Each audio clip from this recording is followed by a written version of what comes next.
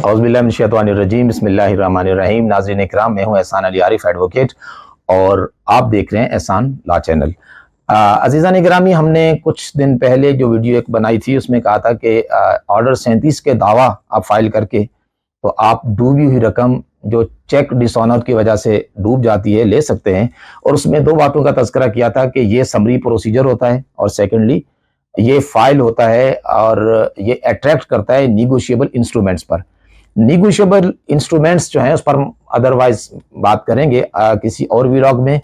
आज हम बात करना चाहेंगे व्हाट्स द समरी प्रोसीजर। याद रखिए, जो समरी प्रोसीजर है इसकी जो इस्तेलाह सिविल प्रोसीजर कोड में इस्तेमाल की गई है वो है ऑर्डर 37 में। अब ये ऑर्डर्स जो हैं बेसिकली हाई कोर्ट के बनाए हुए ऑर्डर्स हैं और इनके तहत जो रूल्स हैं उसमें हाई कोर्ट फ्रेम करती है और इसके लिए हाई कोर्ट को एम्पावर किया गया है पार्ट 10 ऑफ सीपीसी। सीपीसी के टोटल चैप्टर्स नहीं है, इसके पार्ट्स हैं। इसके टोटल 11 पार्ट्स हैं और इसमें जो पार्ट नंबर 10 है वो डिफाइन करता है उन पार्ट्स को, रूल्स बनाने की जो पार्ट्स हैं हाई कोर्ट की उनको, उनके तहत ये ऑर्डर्स हैं और ऑर्डर्स के तहत रूल्स हैं। ये इनेक्टमेंट यानी कुछ कानून का हिस्सा तो नहीं है, लेकिन जो सेक्शन 121 है ऑफ सीपीसी उसके मुताबिक ये कानून का हिस्सा ही तस्वुर किए जाते हैं। तो अमूमन होता यह है कि जब कोई इस्तेलाह इस्तेमाल की जाती है कानून में तो उसकी डेफिनेशंस इब्तदा में अमूमन सेक्शन 2 में होती हैं, वो दे दी जाती हैं, लेकिन समरी प्रोसीजर की कोई मतलब ब्लैक एंड वाइट या ऐसी कोई डेफिनेशन जो है वो सीपीसी में नहीं है। अलबत्ता सीपीसी में इसका तज़किरा है कि समरी प्रोसीजर होगा on the negotiable instruments order 37 में।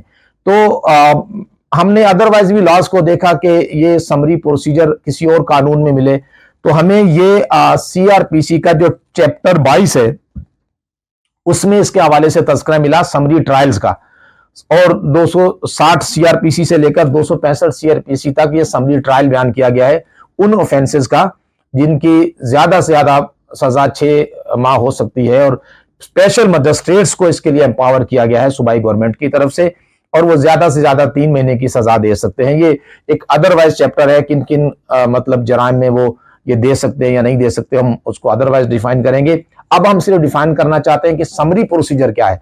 समरी प्रोसीजर और ऑर्डरी प्रोसीजर ये दो प्रोसीजर हैं जो सीपीसी में या मतलब क्रिमिनल ट्रायल्स में अडॉप्ट किए जाते हैं।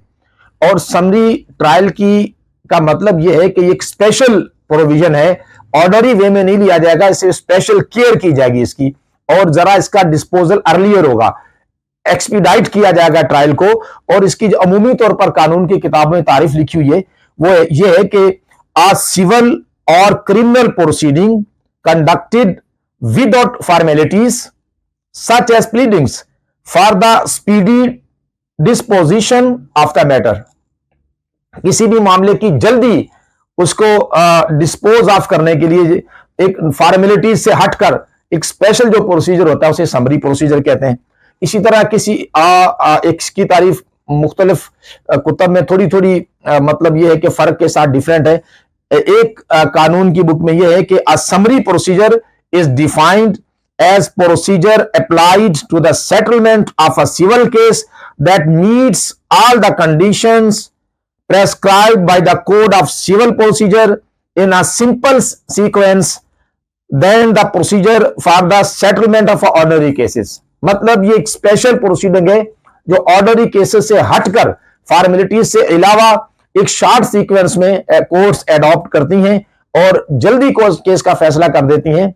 इसलिए से समरी प्रोसीजर या समरी ट्रायल या सरसरी ट्रायल कहा जाता है।